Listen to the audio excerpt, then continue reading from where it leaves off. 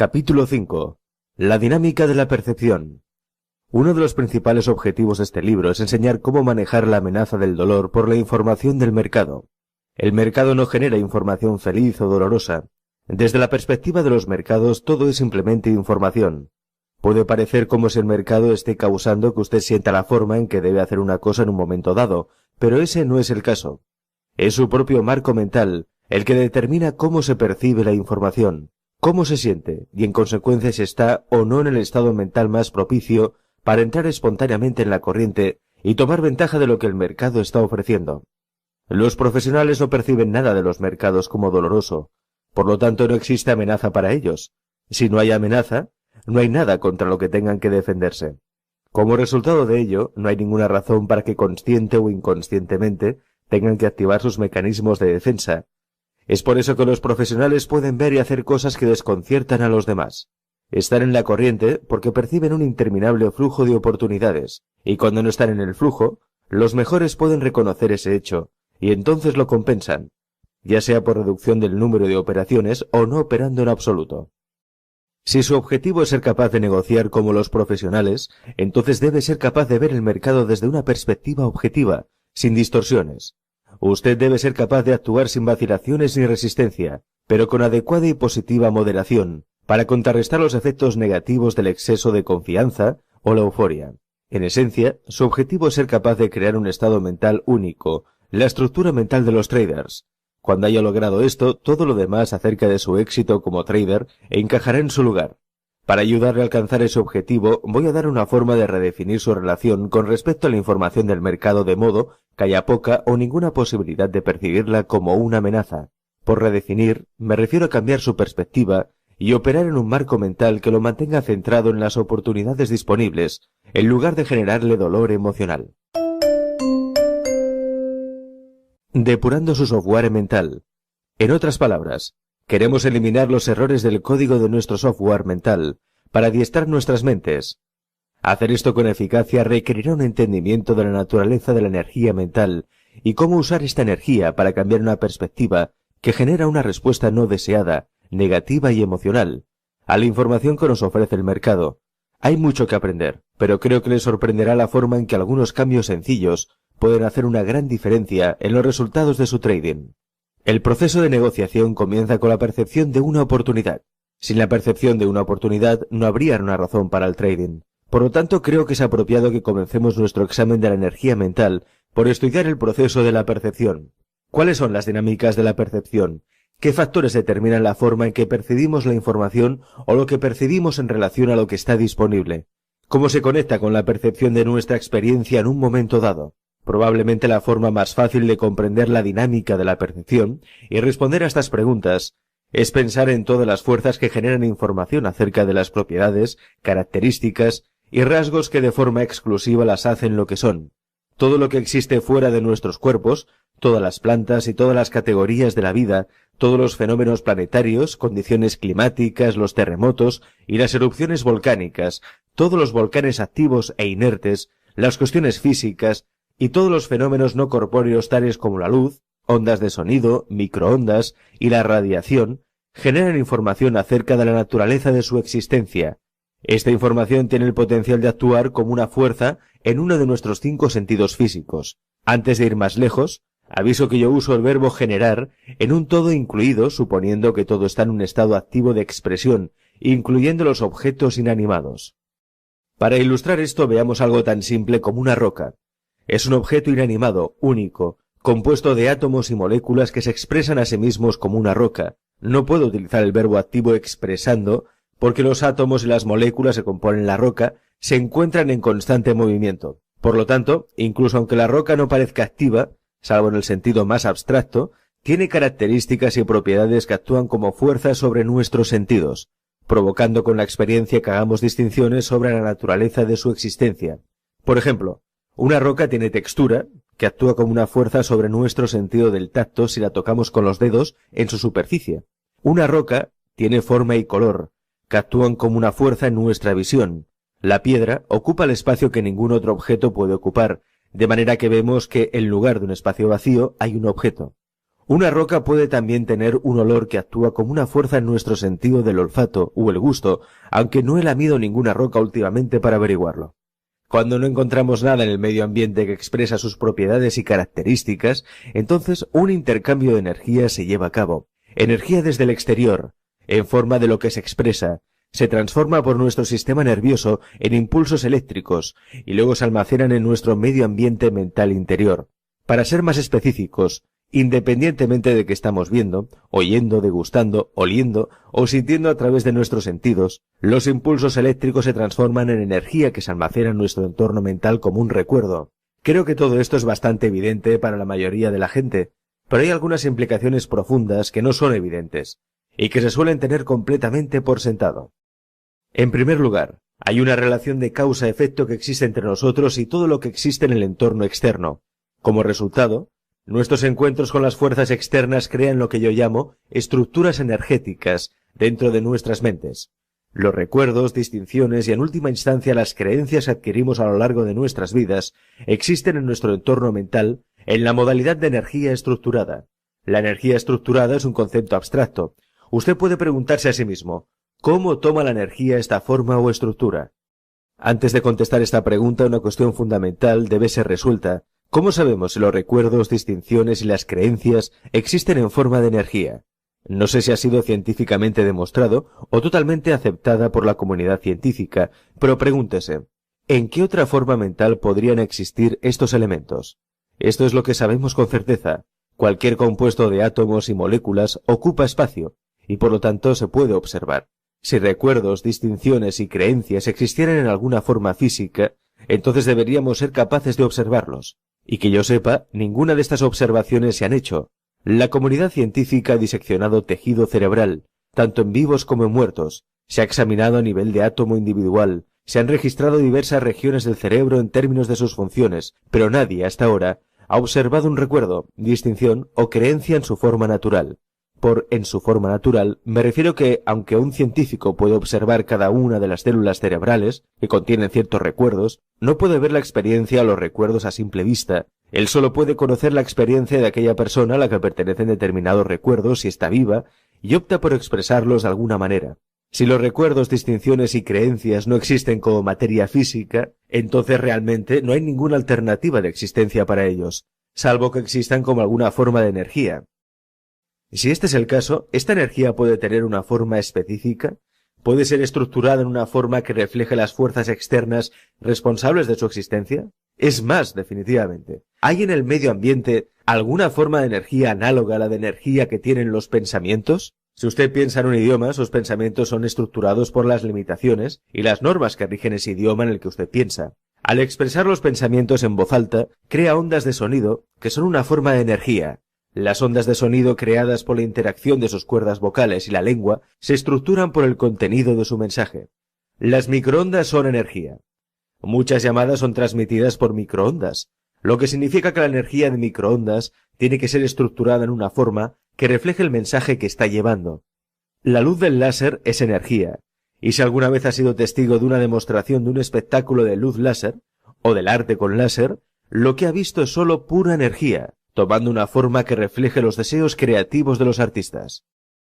Todos estos son buenos ejemplos de cómo la energía puede tomar forma y estructura. Por supuesto hay muchos más, pero hay un ejemplo más que ilustra el punto de manera más gráfica. En el máximo nivel fundamental, ¿qué son los sueños? No lo pregunto en el sentido de lo que significan o lo que usted piensa que es el objetivo de los sueños, sino ¿qué son? ¿Cuáles son sus propiedades? Si asumimos que los sueños tienen un lugar dentro de los confines de nuestros cráneos, entonces no puede estar compuesto de átomos y moléculas, ya que no habría suficiente espacio para todas las cosas que existen y se producen en nuestros sueños. Las experiencias de soñar parecen tener las mismas proporciones y dimensiones de las cosas que percibimos cuando estamos despiertos y experimentamos la vida a través de nuestros 5 sentidos. La única manera de que esto pueda ser posible es si los sueños son una forma estructurada de energía, porque la energía puede tomar cualquier tamaño o dimensión, pero al hacerlo, en realidad no ocupa espacio. Ahora bien, si aún no lo ha notado, hay algo aquí que es realmente profundo.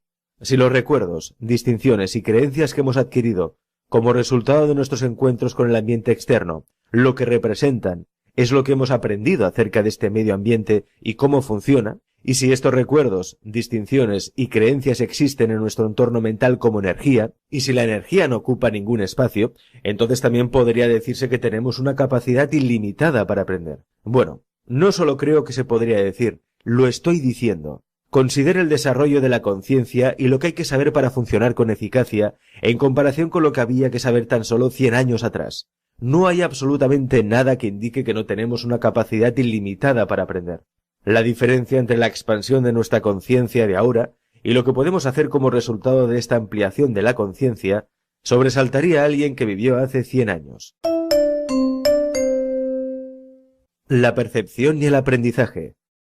Sin embargo, debemos tener cuidado de no equiparar la capacidad de almacenamiento con capacidad de aprendizaje. Aprendizaje es ser cada vez más consciente de lo que está disponible para ser adquirido, no es solo una función de la capacidad de almacenamiento. Si así fuera, entonces ¿qué nos detendría para saber todo?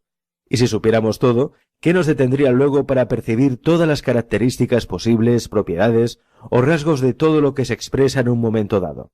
¿Qué nos detiene ahora? Estas preguntas llegan a la esencia misma de por qué usted tiene que entender que los componentes mentales tales como recuerdos, distinciones y creencias existen en forma de energía. Algo más es que la energía tiene el potencial para actuar como una fuerza que expresa su forma, y es exactamente lo que nuestros recuerdos, distinciones y creencias hacen. Actúan desde el interior, como una fuerza sobre nuestros sentidos, en la que expresa su forma y contenido, y en el proceso de hacerlo, tiene un profundo efecto sobre la limitación de la información que percibimos en cualquier momento, haciendo literalmente invisible gran parte de la información que está disponible, a partir de la perspectiva del medio ambiente, dentro de las posibilidades inherentes a la información. ¿Qué quiero decir aquí? Que en cualquier momento, dado el medio ambiente, está generando una enorme cantidad de información acerca de sus propiedades, características y rasgos. Parte de esta información está más allá de la gama fisiológica de nuestros sentidos. Por ejemplo, nuestros ojos no pueden ver cada longitud de onda de la luz, ni pueden nuestros oídos escuchar todas las frecuencias de sonido que se producen en el medio ambiente. Por lo que definitivamente una serie de información está más allá de las capacidades fisiológicas de nuestros sentidos. ¿Qué pasa con el resto de la información que el medio ambiente está generando alrededor de sí mismo? ¿Acaso podemos ver, oír, gustar, oler o sentir a través de nuestros sentidos toda posible distinción, rasgo o carácter? Por supuesto que no. La energía que hay dentro de nosotros literalmente bloquea y limita nuestra valoración de gran parte de esta información a través de los mismos mecanismos sensoriales utilizados para percibir el entorno exterior. Ahora, si usted se toma un momento para pensar en ello, algo de lo que acabo de decir debería ser evidente. Por ejemplo, son muchas las formas en que el entorno externo puede manifestarse y no las percibimos simplemente porque no hemos aprendido acerca de ellas todavía. Esto es fácil de ilustrar. Piense de nuevo en la primera vez que miró un gráfico de precios. ¿Qué fue lo que vio? Exactamente qué percibió. Estoy seguro de que, como todo el mundo, vio un montón de líneas que no tenían ningún sentido. Sin embargo, ahora, si usted es como la mayoría de los traders, cuando usted ve una gráfica de precios puede ver las características, rasgos y patrones de comportamiento que representan las acciones colectivas de todos los que participaron en esas operaciones. Inicialmente, el gráfico representaba información indiferenciada. La información indiferenciada, por lo general, crea un estado de confusión, y es lo que probablemente tuvo la primera vez que se encontró con un gráfico de precios. Poco a poco, sin embargo, usted aprendió a hacer distinciones acerca de esa información, tales como las tendencias, líneas de tendencia, consolidaciones, soportes y resistencias, o retrocesos importantes y las relaciones entre volumen abierto, interés y el precio de la acción, solo para nombrar unos pocos. Usted se enteró de que cada una de estas distinciones en el comportamiento del mercado representa una oportunidad para cumplir con alguna meta, necesidad personal o deseo. Cada distinción tiene ahora un significado y algún grado relativo de importancia, o se le atribuye alguna importancia. Ahora, quiero que use su imaginación y finja que nunca antes ha visto una gráfica de precios. ¿Habría alguna diferencia entre lo que vi ahora y lo que vio entonces? Absolutamente. En lugar de un montón de líneas indiferenciada, ve todo lo que ha aprendido acerca de las líneas entre entonces y ahora. En otras palabras, usted puede ver todas las distinciones que ha aprendido a hacer, así como todas las oportunidades que representan esas distinciones. Sin embargo, como puede ver, todo lo que ve en ese cuadro ahora existía en aquel entonces, y además dispone de la misma capacidad para percibir. ¿Cuál es la diferencia? La estructura de la energía que hay dentro de usted ahora, el conocimiento que ha ganado actúa como una fuerza en sus ojos, haciendo que reconozca las diversas distinciones que ha aprendido acerca del gráfico. Dado que la energía no estaba allí la primera vez que miró el cuadro, todas las oportunidades que estaban allí eran invisibles para usted. Además, a menos que haya aprendido a hacer todas las posibles distinciones basadas en las posibles relaciones entre las variables del gráfico, lo que no ha aprendido aún sigue siendo invisible. La mayoría de nosotros no somos conscientes de la medida en que estamos rodeados continuamente por oportunidades invisibles, inherentes a la información a la que estamos expuestos. Peor aún, nunca enriquecemos la información sobre estas oportunidades, y como resultado de ello, siguen siendo invisibles. El problema, por supuesto, es que a menos que estemos en una situación completamente nueva o única, o estemos funcionando con una actitud de verdadera apertura, no vamos a percibir algo acerca de lo que no hemos aprendido todavía. Para aprender sobre algo tenemos que ser capaces de experimentarlo de algún modo. Entonces, ¿qué tenemos aquí? ¿Un circuito cerrado que nos impide el aprendizaje? Los circuitos cerrados de percepción existen en todos nosotros, porque son funciones naturales de la forma en que la energía mental se expresa en nuestros sentidos. Seguramente ha escuchado la expresión, la gente ve lo que quiere ver. Quisiera cambiarlo un poco. La gente ve lo que ha aprendido a ver. Y todo lo demás es invisible hasta que aprende a contrarrestar la energía que bloquea su conciencia de lo que sea que no ha aprendido y está a la espera de ser descubierto. Para ilustrar este concepto y hacerlo aún más claro, voy a darle otro ejemplo, uno que demuestra cómo la energía mental puede afectar la forma en que percibimos y experimentamos el medio ambiente en un aspecto que en realidad invierte la relación causa-efecto.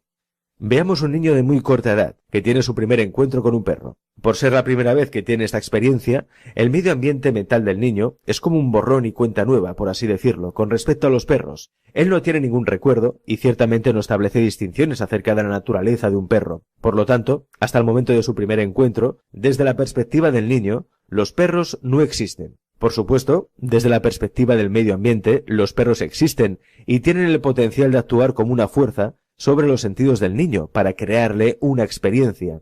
Es decir, los perros expresan su naturaleza, pueden actuar como una causa para producir un efecto en el interior del entorno mental del niño. ¿Qué tipo de efectos son capaces de producir los perros? Bueno, los perros tienen una gama de expresiones. Al decir una gama de expresiones me refiero a que los perros pueden comportarse de muy diferentes maneras con los seres humanos. Ellos pueden ser amigables, amorosos, protectores y divertidos, o pueden ser hostiles y peligrosos, por nombrar solo alguno de los muchos comportamientos que son capaces de mostrar. Todos esos rasgos acerca de ellos pueden ser observados, experimentados y aprendidos. Cuando el niño ve al perro por primera vez, no hay absolutamente nada en su entorno mental para decirle con qué está tratando. La información ambiental desconocida y no clasificada puede generar el sentido de la curiosidad, que se despierta cuando queremos averiguar más sobre lo que experimentamos, o puede generar un estado de confusión, que fácilmente puede dar vuelta hacia el temor si no podemos colocar la información en un marco o contexto de organización comprensible o significativo. En nuestro ejemplo, el sentido de la curiosidad del niño lo motiva y lo impulsa hacia el perro para conseguir su experiencia sensorial. Note cómo literalmente obligan a los niños a enfrentarse a una situación sobre la cual no conocen nada. Sin embargo, en este ejemplo, las fuerzas del medio ambiente presentes no reaccionan favorablemente a los progresos del niño. El perro en el que el niño está interesado puede ser peligroso o haber tenido un día malo. En cualquier caso, en cuanto el niño se acerque demasiado, el perro lo muerde. El ataque es tan severo que tienen que separar al niño del perro. Esta clase de experiencia desafortunada no es seguramente típica, pero tampoco es rara. La escogí por dos motivos. En primer lugar, la mayoría de las personas pueden relacionarse con ella de alguna manera, ya sea directamente por su propia experiencia o a través de la experiencia de alguien que conocen. En segundo lugar, como estamos analizando la dinámica subyacente de esta experiencia, desde la perspectiva de la energía, vamos a aprender sobre cómo nuestras mentes están diseñadas para pensar, tratar la información, cómo estos procesos afectan lo que experimentamos, nuestra capacidad de reconocer nuevas posibilidades. Sé que esto parece un montón de incoherencias, pero los principios se aplican a la dinámica subyacente bajo prácticamente todo aprendizaje. Como resultado de ser física y emocionalmente traumatizado, el pequeño niño de nuestro ejemplo tiene ahora un recuerdo y una distinción acerca de la forma como los perros pueden expresarse. Si la capacidad del niño de recordar sus experiencias es normal, él puede almacenar este incidente de una forma que represente un impacto sobre todos sus sentidos. Por ejemplo, El ataque puede ser almacenado como imágenes mentales basadas en lo que vio, así como representar mentalmente los sonidos de acuerdo a lo que, y así sucesivamente. Los recuerdos que representan a los otros tres sentidos funcionarán de la misma forma. Sin embargo, el tipo de datos sensoriales en su memoria no es tan importante como el tipo de energía sensorial que estos datos representan. Tenemos básicamente dos tipos de energía mental: energía con carga positiva, como el amor, la confianza, la felicidad, la alegría, la satisfacción, la emoción, el entusiasmo, para nombrar solo algunos modos agradables en que podemos sentirla, y energía con carga negativa, representada por el miedo, el terror, la insatisfacción, la traición, la tristeza, el enojo, la confusión, la ansiedad, el estrés, la frustración, y que representa todo lo que comúnmente se conoce como dolor emocional. Debido a que la primera experiencia del niño con un perro es intensamente dolorosa, él puede asumir que independientemente de cómo los sentidos se vieron afectados, todos sus recuerdos de esta experiencia son dolorosos, desagradables, cargados de energía negativa. Ahora, ¿qué efecto tendrá esta energía mental de carga negativa sobre su percepción y su comportamiento cuando se encuentre otro perro? Las implicaciones subyacentes no son tan obvias. Evidentemente, en el momento en que entre en contacto con otro perro, va a experimentar miedo. Observe que he usado la palabra otro para describir el próximo perro con el que no ha tenido ningún contacto. Lo que quiero señalar es que cualquier perro puede hacer que el niño sienta temor, no solo el que realmente lo atacó. No habrá diferencias, el próximo perro que entra en contacto con él es el perro más amigable del mundo, con una naturaleza que solo exprese juego y amor. El niño aún tiene miedo, y además su temor puede convertirse rápidamente en un terror sin límites, sobre todo si el segundo perro ve a un niño y quiere jugar, se le intenta acercar. Cada uno de nosotros ha sido en un momento u otro testigo de una situación en la que alguien ha experimentado miedo, cuando desde nuestra perspectiva no ha habido el menor peligro o amenaza. A pesar de que puede que no lo hayamos dicho, probablemente nosotros hemos pensado que esta persona estaba siendo irracional. Percepción y riesgo. Si tratáramos de indicarle a esa persona por qué no había ninguna necesidad de tener miedo, probablemente encontramos que nuestras palabras tengan poco, si es que tienen algún impacto. Podemos fácilmente pensar lo mismo sobre el niño de nuestro ejemplo, que está siendo irracional, porque es claro que desde nuestro punto de vista existen otras posibilidades en las que su mente no se ha enfocado. Sin embargo, su temor es menos racional que, digamos, la duda que usted experimentaría sobre si entra en el próximo trade, cuando la última vez que lo hizo, perdió. Usando la misma lógica, a un trader principiante se le diría que su miedo es irracional, porque esta oportunidad, el momento, ahora, no tiene absolutamente nada que ver con su última transacción. Cada trade es simplemente un suceso con unos resultados probables y estadísticamente independiente de cualquier otro trade. Si usted piensa así, entonces puedo ver por qué tiene miedo, pero también puedo asegurarle que sus temores son completamente infundados. Como se puede ver, la percepción sobre el riesgo de una persona puede ser fácilmente percibida como pensamiento irracional por otra. El riesgo es relativo, pero a la persona que lo percibe en el momento le parece absolutamente justificado y fuera de toda duda. Cuando el niño encontró su primer perro, se le acercó con entusiasmo y curiosidad. ¿Qué es lo que nuestras mentes piensan y procesan acerca de la información de tal forma que podría hacer entrar automáticamente al niño en un estado de miedo la próxima vez que encuentre un perro, incluso si ocurre meses o años más tarde? Si nos fijamos en el miedo como un mecanismo natural de aviso sobre alguna amenaza, entonces ¿cuál es la forma en que nuestra mente funciona, que automáticamente le dice al niño que el próximo encuentro con un perro será algo miedoso? ¿Y qué pasó con el sentido natural de curiosidad del niño? No es sin duda aprender más acerca de la naturaleza de los perros lo que esta experiencia le ha enseñado, sobre todo teniendo en cuenta el hecho de que nuestras mentes parecen tener una capacidad ilimitada para aprender. ¿Y por qué sería prácticamente imposible hablar al niño de su miedo? El poder de la asociación. Aunque estas preguntas pueden parecer complejas a primera vista, la mayoría de ellas pueden ser contestadas con bastante facilidad. Estoy seguro de que muchos de ustedes ya saben la respuesta. Nuestras mentes tienen una característica inherente de diseño que nos lleva a asociar y vincular todo lo que existe en el entorno externo, que sea similar en cuanto a características, propiedades o rasgos, con algo que ya existe en nuestro entorno mental como un recuerdo o distinción. En otras palabras, en el ejemplo del niño que tiene miedo de los perros, el segundo perro o cualquier otro perro con el que se encuentre no tiene que ser el perro que lo atacó para experimentar el dolor emocional. Es suficiente con que su mente encuentre una similitud o semejanza para establecer una conexión entre los dos sucesos. Esta tendencia natural de nuestras mentes para asociar es una función mental inconsciente que se produce automáticamente. No es algo que tenemos que pensar o decidir acerca de ello. Una función mental inconsciente que sería análoga a una función física involuntaria, como un latido del corazón. Así como no tenemos que pensar conscientemente acerca del proceso del latido cardíaco, tampoco tenemos que pensar conscientemente para vincular nuestras experiencias con nuestros sentimientos. Es simplemente una función natural de la forma en que nuestra mente procesa la información, y al igual que un latido cardíaco, la asociación es una función que tiene un profundo efecto en la forma en que logramos experiencia en nuestras vidas. Me gustaría que usted intentara visualizar el flujo de doble dirección de energía que invierte la relación de causa y efecto, que hará difícil, si no imposible para el niño, percibir cualquier otra posibilidad distinta de la que está en su mente. Para ayudarle, voy a dividir este proceso en sus partes más pequeñas y examinarlo paso a paso. Todo esto puede parecer un poco abstracto, pero entender este proceso juega un papel importante en el camino de revelar su potencial para alcanzar el éxito constante como un trader grande. Primero consideremos lo básico.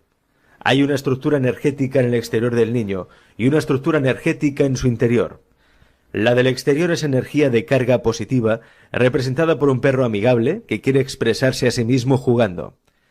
La del interior es energía con carga negativa y se encuentra en la memoria en forma de imágenes y sonidos mentales que tiene el niño de la primera experiencia con el perro. Tanto la estructura energética interior como la exterior tienen el potencial de estimular los sentidos del niño y, en consecuencia, crear dos tipos de experiencias diferentes para él según cada situación. La energía exterior tiene el potencial de actuar como una fuerza sobre el niño, de tal forma que podría resultarle muy agradable. Sería el perro que expresa su comportamiento como un juego, amistad e incluso amor. Sin embargo, tenga en cuenta que estas son características que el niño todavía no ha experimentado en un perro, por lo que desde su perspectiva no existen. Al igual que en el ejemplo del gráfico de precios que he presentado anteriormente, el niño no será capaz de percibir algo que aún no ha aprendido, a menos que se encuentre en un estado mental propicio para el aprendizaje. El interior también tiene su potencial energético y está esperando, por así decirlo, para expresarse. Sin embargo, si se pronunciara sobre el niño a través de sus ojos y sus oídos de una manera que haga que él se sienta amenazado, entonces creará una experiencia emocional de dolor, miedo y posiblemente incluso terror. De todo lo expuesto puede parecer como si el niño tuviera la posibilidad de elegir entre experimentar la diversión o experimentar el miedo, pero este realmente no es el caso, al menos no en este momento. De las dos posibilidades que existen en esta situación, sin duda, experimentará el dolor y el miedo, en lugar de la diversión. Esto es así por varias razones. En primer lugar, como ya he indicado, nuestras mentes están conectadas y automática instantáneamente, asocian la información y unen las que tengan rasgos, características y propiedades similares. Cuando en el exterior el niño ve la forma de un perro, busca información similar en su mente. Sin embargo, el grado de similitud que necesita para que su mente vincule las dos informaciones es una variable desconocida.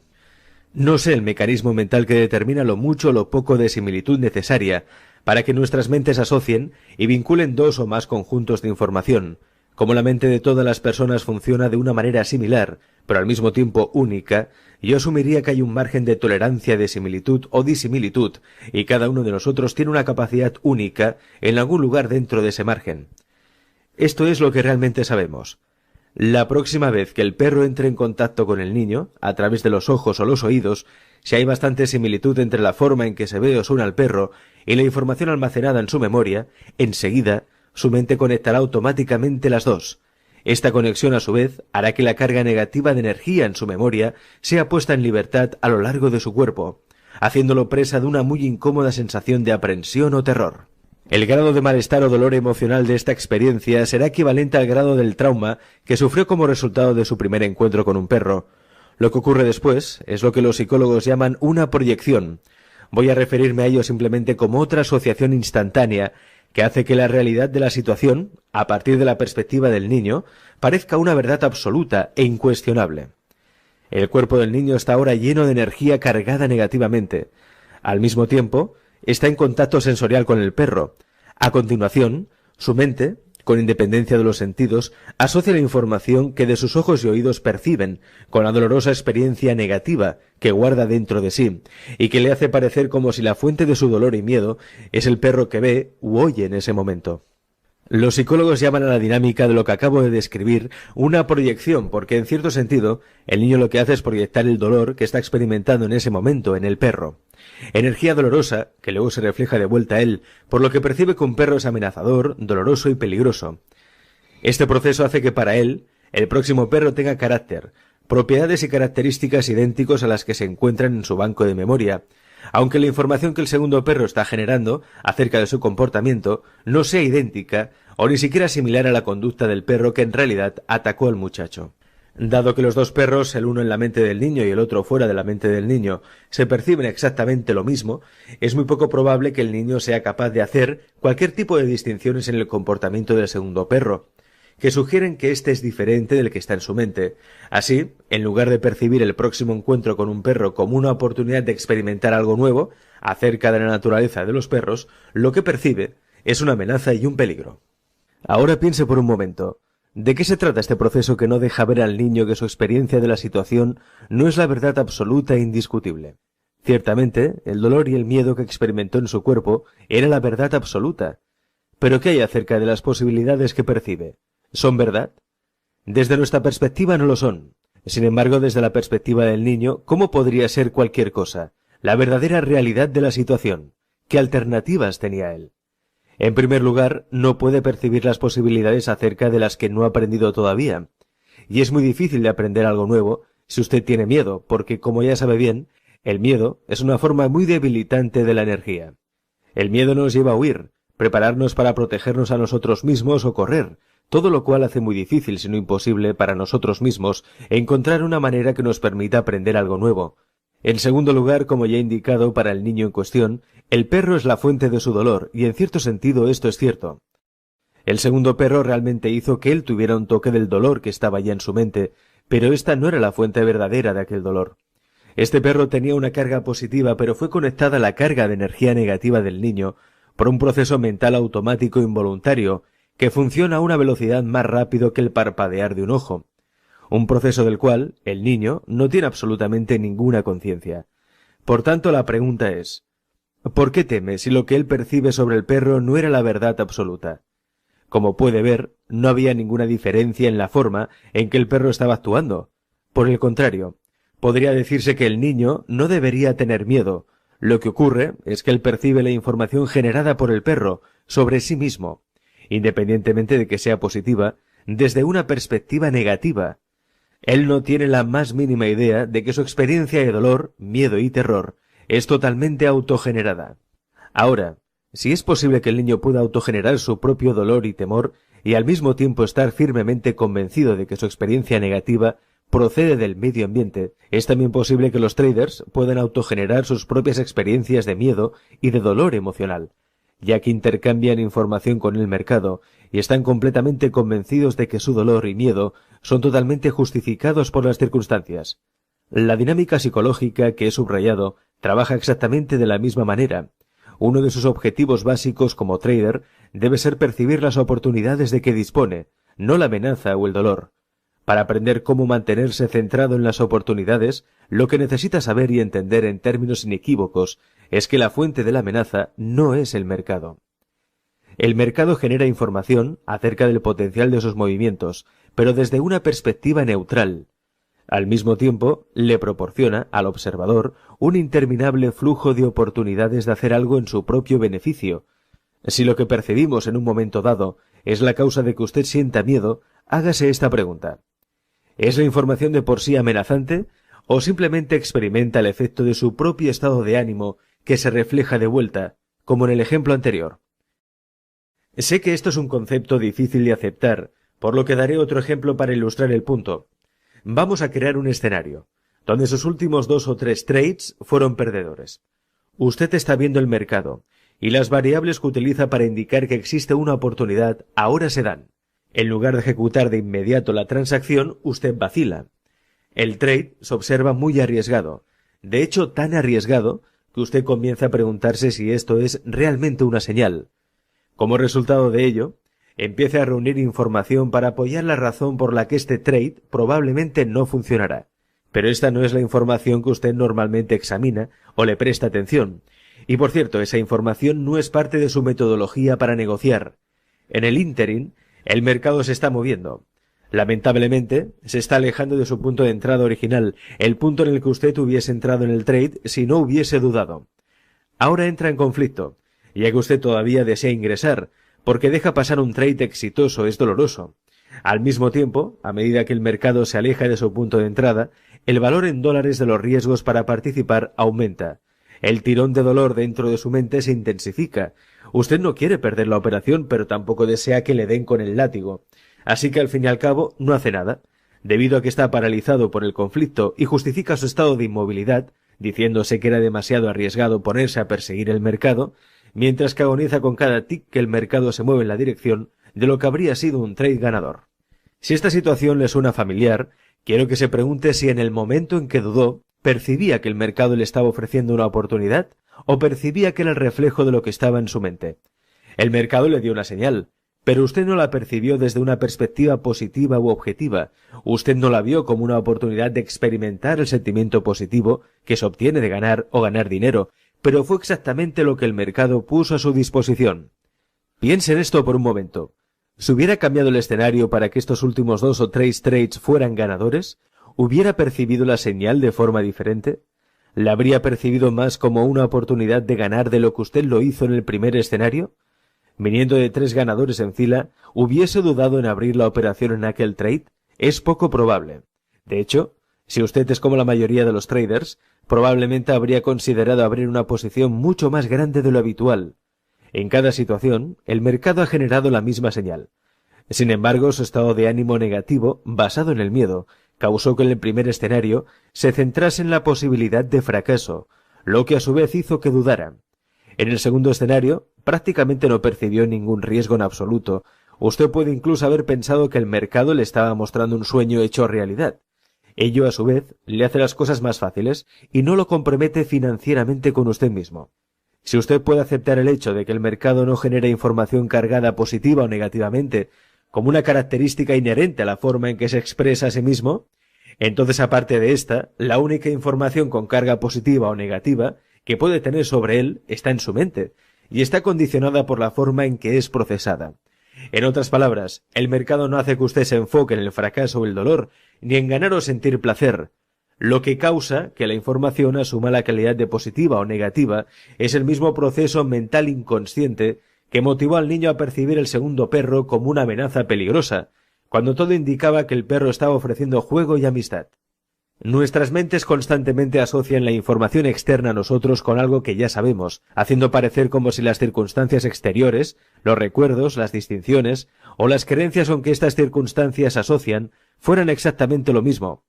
Como resultado de ello, en el primer escenario, si se viene de 2 o 3 trades perdedores, la próxima señal del mercado en que la oportunidad estuvo presente se sintió demasiado aventurada. Su mente automática e inconscientemente vincula el momento ahora con sus más recientes experiencias en el trading. El vínculo con los grifos del dolor de perder crean un terrible estado mental, provocando que la información que está recibiendo en el momento se perciba a partir de una perspectiva negativa.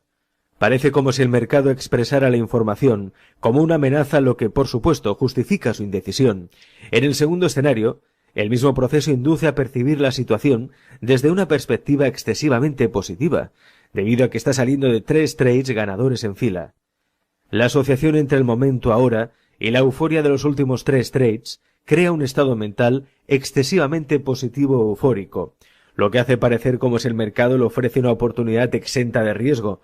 Por supuesto, esto justifica ante usted mismo la comisión de errores.